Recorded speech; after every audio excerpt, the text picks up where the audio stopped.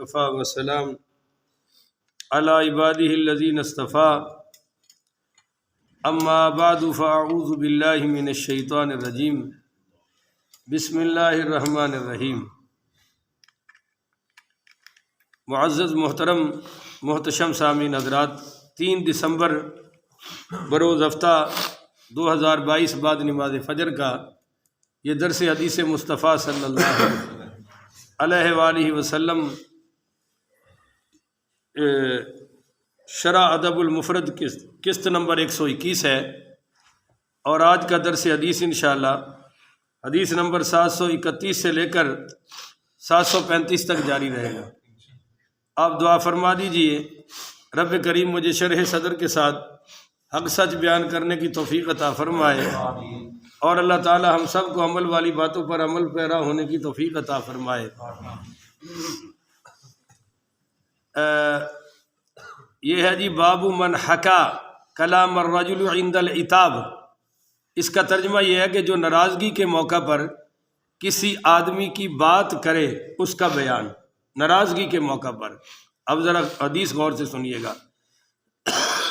731 حدثنا عبداللہ بن ابی بکر و مسلم نحوہ قال حدثنا الاسود بن شیبان عن ابی نوفل بن ابی اقرب ان اباہ سأل النبی صلی اللہ علیہ وآلہ وسلم عن الصوم۔ حضرت ابو نوفل بن ابو اقرب رضی اللہ تعالی عنہ بیان کرتے ہیں کہ میرے والد نے نبی کریم صلی اللہ علیہ وآلہ وسلم سے روزے کے متعلق سوال کیا تو آپ نے فرمایا فقال صم یوما من کل شہر، آپ نے فرمایا کہ تو ہر مہینے میں 1 دن روزہ رکھو۔ کیا فرمایا جی؟ ہر مہینے میں 1 روزہ رکھو۔ اب ذرا توجہ سے بات کو سمجھیے گا، صرف سننا مقصد نہیں ہوتا۔ تو قلت بأبی انت و امی زدنی، تو ان کے والد کہنے لگے کہ یا رسول اللہ مجھے اور زیادہ اجازت دے، مجھے روزے کی اور زیادہ اجازت عطا فرما دیں۔ تو انہوں نے چونکہ کہا تھا زدنی، تو سرکار دو عالم صلی اللہ علیہ وسلم نے فرمایا قال زدنی زدنی، 2 مرتبہ آپ نے ناراضگی سے ان کی بات کو رپیٹ کیا کہ زدنی زدنی، تو کہہ رہا اور زیادہ کر اور زیادہ کر۔ تو پھر آگے فرمایا کہ سم یومین من کل شہر، اچھا تو ایسا کر لے کہ ہر مہینے میں 2 دن روزہ رکھ لے، ہر مہینے میں 2 روزے رکھ لے تو۔ جب حضور نے 2 کا فرمایا تو قلت بأبی انت و امی زدنی فانی اجدنی قویا، انہوں نے کہا کہ یا رسول اللہ میرے باپ آپ پر فدا ہوں، میرے لیے اور زیادہ کر دیں کیونکہ میں زیادہ روزہ رکھنے کی قوت رکھتا ہوں۔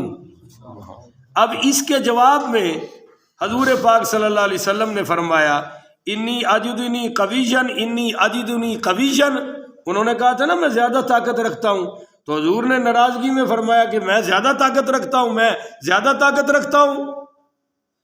تو پھر آگے فرمایا فافہم حتی ظننت انہ، ہاں جب انہوں نے یہ کہا کہ میں زیادہ طاقت رکھتا ہوں تو حضور نے بھی جواب میں یہی فرمایا کہ میں زیادہ طاقت رکھتا ہوں، زیادہ طاقت رکھتا ہوں۔ فافہم حتی ظننت انہ لن یزیدنی، تو یہ صحابی کہتے ہیں، ابو اقرب کے والد کہتے ہیں، ابو نوفل بن ابو اقرب کے والد یہ کہتے ہیں کہ میں نے اپنے آپ میں محسوس کیا کہ مجھے یہ بات نہیں کہنی چاہیے تھی کہ میں زیادہ طاقت رکھتا ہوں، اور مجھے آپ سے اجازت بھی نہیں ملے گی اور میں بات بھی کہہ بیٹھا۔ پر ثم قال، پھر آپ نے فرمایا سم ثلاثم من کل شہر، اچھا تو ہر مہینے میں 3 روزے رکھ لیا کر۔ اب اس سے یہ بات ہے کہ جب سرکار نے فرمایا تھا کہ مہینے میں 1، تو ان کو چپ کر جانا چاہیے تھا، پر جب انہوں نے یہ فرمایا کہ میرے لیے اور کر دیں تو آپ صلی اللہ علیہ وسلم نے وہی الفاظ پھر 2 مرتبہ فرمایا زدنی زدنی، تو یہ ناراضگی کا آپ نے اظہار فرمایا۔ اور آپ کے سامنے یہ بھی نہیں کہنا چاہیے تھا کہ میں بڑی قوت اور طاقت رکھتا ہوں، بعد میں ان کو محسوس بھی ہو گیا، اور آپ نے پھر 3 روزوں کی اجازت عطا فرما دی۔ اور یہ ایام بیز کے روزے بھی بن سکتے ہیں، 13، 14، 15 چاند کی تاریخ کے، ہر سوموار کو بھی روزہ رکھا جا سکتا ہے، اور ہر جمعرات کو بھی روزہ رکھا جا سکتا ہے۔ اس سے یہ بھی بات ثابت ہوئی کہ ناراض ہونے کا حق کس کو ہے، سائل کو یا جواب دینے والے کو؟ آپ کا کیا خیال ہے؟ تو سارے نہیں بول دے، کس طرح کیا میں؟ ہاں دیکھیں، جواب حضور دے رہے ہیں، صحابی پوچھ رہے ہیں، اور اتنے ساڈے کو جڑا پوچھن آندا ہے وہ الٹا ناراض ہوتا ہے۔ الٹ گیم چل گئی کہ مولوی کی ناراضگی کی تو پرواہ کوئی نہیں، البتہ مولانا صاحب کو سب کی پرواہ ہے۔ جس طرح محلے دی مطلب بیوہ نہیں ہوندی، انہوں فکر ہوندی جی ہے رس گیا تے مینوں کنے پھر مہینہ دینا ہے، مینوں آٹا کنے بھیجنا ہے۔ بالکل اس سے بھی کم درجے پر امام صاحب کو لا کر رکھ دیا گیا ہے کہ اس کو راضی کریں، اس کو راضی کریں، اس کو راضی کریں، یہ بھی ناراض ہو جائے گا، وہ بھی ناراض ہو جائے گا۔ عجیب تماشا ہے بھائی، یہ تو ڈر ان کو ہونا چاہیے جنہوں نے فیض لینا ہے، جنہوں نے دین سیکھنا ہے، جنہوں نے علم لینا ہے، وہ ڈرے اس بات سے کہ یار کہیں ہمارے عالم صاحب ناراض نہ ہو جائیں۔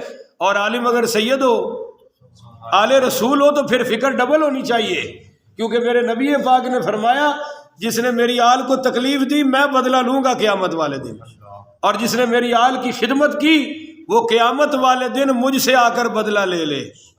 اور میرے آقا نے فرمایا کہ سید اگر صالح ہو تو اللہ کی خاطر عزت کرو، اگر سید طالح ہو یعنی نیک نہ ہو تو پھر بھی میری حیا کر کے اس کی عزت کر دینا کہ مجھ سے نسبت تو ہے، میرے آل تو ہے۔ بہرحال یہ ایک بات اس حدیث سے ثابت ہو گئی۔ اگلا ہے جی بابن، باب کون سا ہے؟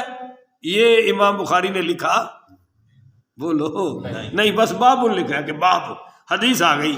حدثنا ابو معمر، حدیث نمبر 732، قال حدثنا عبد الوارث عن واصل مولى ابی عیینہ قال حدثني خالد بن عرفطہ عن طلحة بن نافع عن جابر بن عبد الله قال كنا مع رسول الله صلی اللہ علیہ وسلم۔ حضرت جابر بن عبداللہ رضی اللہ تعالیٰ عنہما سے روایت ہے کہ ہم صحابہ حضور پاک صلی اللہ علیہ وسلم کی معیت میں یعنی ساتھ ساتھ جا رہے تھے کہ اچانک وارتفعت ریح خبیثۃ منتنۃ، کہ اچانک ایک خبیث بدبو دار ہوا اٹھی، خبیث بدبو دار گندی ہوا اٹھی۔ تو نبی کریم پڑھیے صلی اللہ علیہ وسلم، قال اتدرون ما هذه، کیا تم جانتے ہو کہ یہ ہوا کون سی ہے، یہ گندگی کون سی ہے، یہ بدبو کیا ہے؟ تو هذه ريح الذين يغتابون المؤمنين، فرمایا یہ وہ گندی بو ہے، گندی ہوا ہے جو ایمان والوں کی غیبت کی جا رہی ہے۔ یہ غیبت کی بدبو ہے، ظاہری بدبو۔ کبھی کبھی اللہ اعمال کو جسم بھی دے دیتا ہے نا، اعمال کی خاصیت دنیا میں بھی ظاہر کر دیتا ہے۔ تو یہ ہوا، فرمایا یہ جو غیبت کی جا رہی ہے نا مومنوں کی، اس کی یہ گندگی اور گندی ہوا ہے۔ آگے بھی حدیث اسی موضوع پر ہے، حدیث نمبر 733، حدثنا مسدد قال حدثنا فضیل بن عیاض عن سلیمان عن ابی سفیان عن جابر قال حاجت ریح منتنۃ علی عہد رسول اللہ صلی اللہ علیہ وآلہ وسلم فقال، حضرت جابر رضی اللہ تعالی عنہ سے روایت ہے، فرماتے ہیں کہ رسول اقدس مقدس مطہر منور صلی اللہ علیہ وآلہ وسلم کے زمانہ اقدس میں سخت بدبو والی ہوا چلی،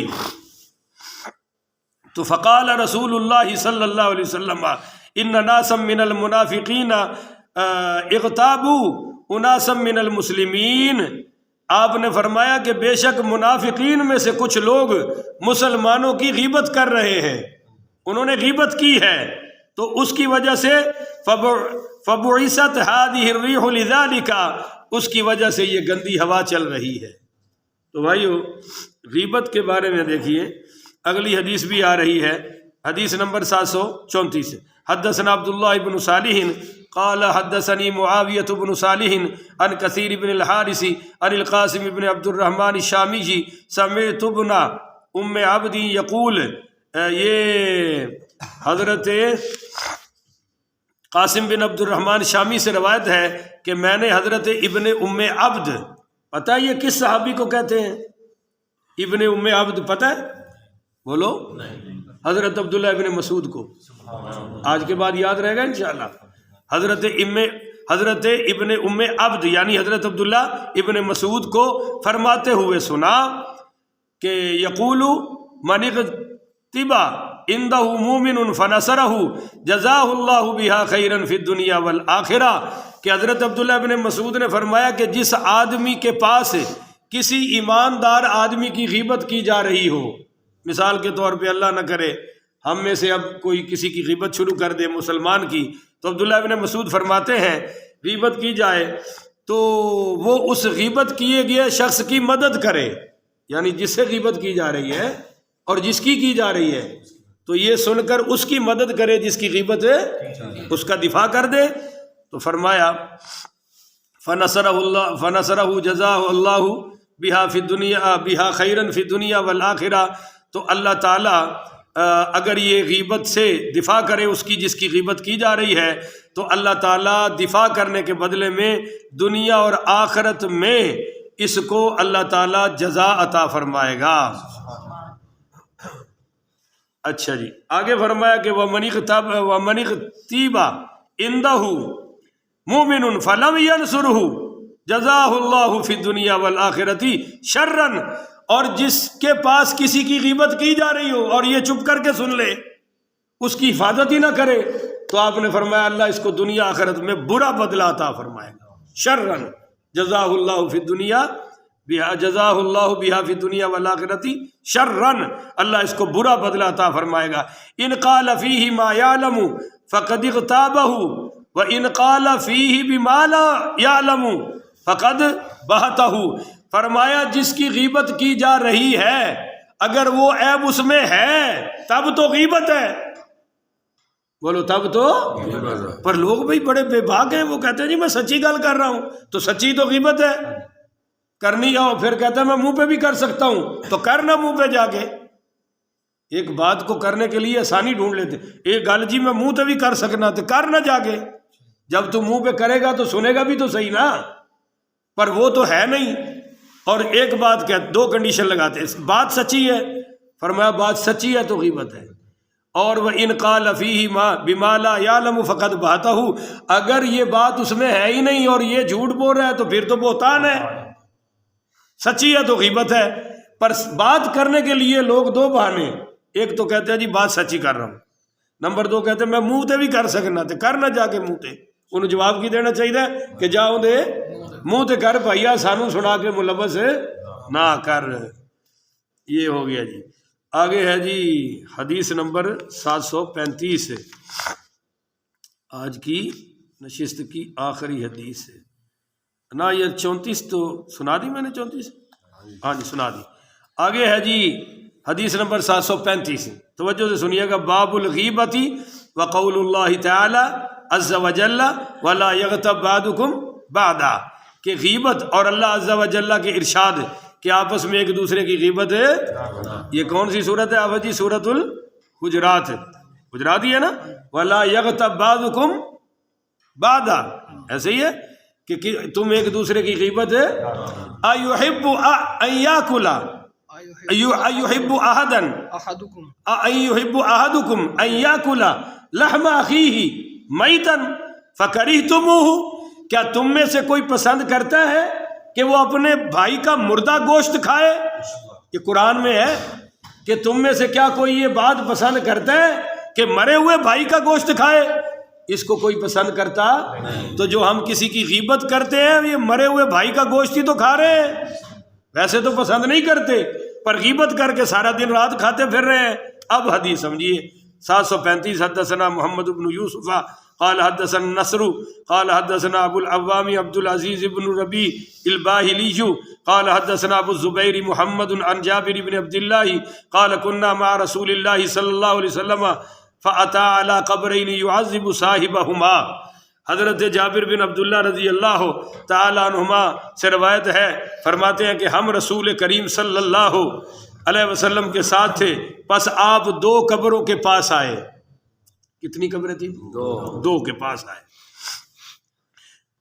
یعذب صاحبہما، دونوں کو قبروں میں عذاب ہو رہا تھا، عذاب دیا جا رہا تھا.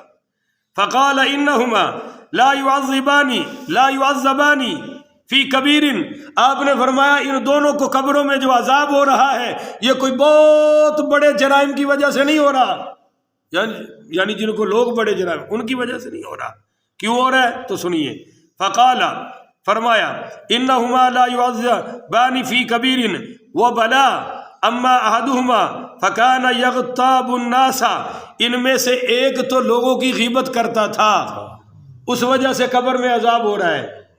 آج پرواہی کوئی نہیں بادشاہ، نہ خواتین چپ کرتی ہیں غیبت سے، نہ مرد حضرات چپ کرتے ہیں.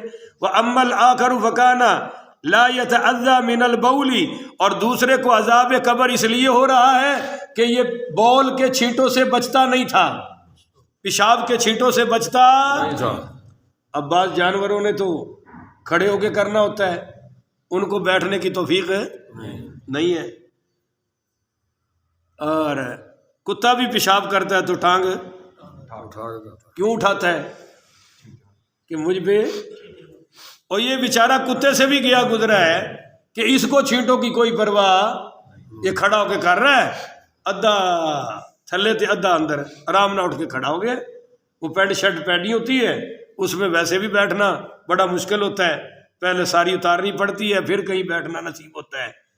اور پھر جو رستے میں پیشاب کرتے ہیں ان کو تو ذرا بھی غیرت نہیں ہوتی کہ فیملیز گزر رہی ہیں اور لوگ آ جا رہے ہیں اور وہ سامنے بیٹھ کے پیشاب کر رہے ہیں، اگرچہ منہ ادھر ہی ہو مگر پھر بھی یہ حیا کے خلاف ہے. کوئی غیرت مند بندہ اس بات کو پسند ہے اور اگلے میں ہوتی نہیں غیرت. اور تیسرا پہلو یہ ہے کہ جب پیشاب کریں تو کم از کم پیشاب سے فارغ ہو کر اسی جگہ اسی حالت میں 3 منٹ بیٹھے رہنا چاہیے کہ کچھ قطرے بعد میں نکلتے ہیں، کچھ قطرے ان کو تو نکلنے دو، پھر بعد میں اچھی طرح دھو کے چلے جاؤ. تو نہیں بچا تو اس وجہ سے عذاب قبر ہو رہا ہے، اور حضور پاک نے بتا دیا آگے کیا کیا جی. ہاں جی، فدعا بجریدۃ رطبۃ او بجریدتین، آپ صلی اللہ علیہ وسلم نے 2 درخت کی ہری ٹہنیاں منگا لی. کتنی جی؟ 2 منگا لی. فکسرہما، ان کے اوپر گاڑ دیا. ثم امر بکل کسرۃ فغرست علی قبر، وہ ٹہنیاں ان کی قبروں پر گاڑ دی گئیں. فقال رسول اللہ صلی اللہ علیہ وسلم اما انہ سیحوون من عذابہما ما کانتا رطبین او لم تئی بسا. آپ نے فرمایا بے شک یہ تر ٹہنی کے ٹکڑے ان دونوں کے عذاب کو ہلکا کر دیں گے. ختم کی بات نہیں کی، ہلکا کر دیں گے. اور یہ فرمایا کہ جب تک یہ تر رہیں گی تب تک عذاب ہلکا رہے گا، اور جب سوکھ جائیں گی تو پھر خدا جانے کیا ہوگا. اتنا سخت معاملہ ہے جی. اب ٹہنی اوپر رکھی تو فائدہ اندر جا رہا ہے کہ نہیں جا رہا؟ تھوڑا سا بول دیں بس آخری پر. وہ کیوں جا رہا ہے جی؟ کہ جب تک ٹہنی درخت کی تر ہوتی ہے، تر و تازہ ہوتی ہے، وہ اللہ کا ذکر کرتی ہے. تو اللہ کے ذکر کا اندر قبر میں فائدہ جا رہا ہے. اب یہ اتنی لمبی لمبی داڑیاں رکھ کر کہتے ہیں قبر تے نہ پڑھو، قبر تے نہ پڑھو. جب ٹہنی کے ذکر کا اندر فائدہ ہے تو جو اوپر کھڑا ہو کے پڑھے گا اس کا فائدہ کتنا ہوگا؟ مسلمان پڑھے گا باپ کی قبر پہ، اماں کی قبر پہ فاتحہ، تو ظالموں تمہارا کیا جاتا ہے؟ اندر فائدہ جا رہا ہے. اور اسی سے ہم پھول وغیرہ قبروں پہ ڈال دیتے ہیں کہ وہ پھول بھی جب تک تازہ رہیں گے اللہ کا ذکر کرتے ہیں، اور اس کا فائدہ بھی اندر ہے تو میں یہ پھر کہہ دوں کہ اگر شاخ ٹہنی کا ذکر اندر قبر میں فائدہ دیتا ہے تو مسلمان کے ذکر کا کتنا فائدہ ہوگا. تو جو لوگ اپنی ماں باپ کی قبروں پر قرآن کی تلاوت کراتے ہیں یہ بہت بڑا عظیم عمل ہے. دیکھیے جب بندہ مر جاتا ہے تو حدیث میں ہے کہ وہ انتظار کرتا ہے پیچھے سے، جیسے کوئی ملک سے باہر چلا جائے نا، اس کو انتظار رہتا ہے کہ کوئی خط آئے، کوئی چٹھی آئے، کوئی پیغام آئے، تحفہ آئے. تو مرنے والے بھی انتظار میں رہتے ہیں کہ پچھلے سانوں کو تحفہ ہی گال دینا، کوئی نیکی کر کے ثواب ہی گال دینا ہے. تو یہ کام کرتے رہنا چاہیے. اللہ توفیق عطا فرمائے. آخر ودعوانا ان الحمدللہ رب العالمین.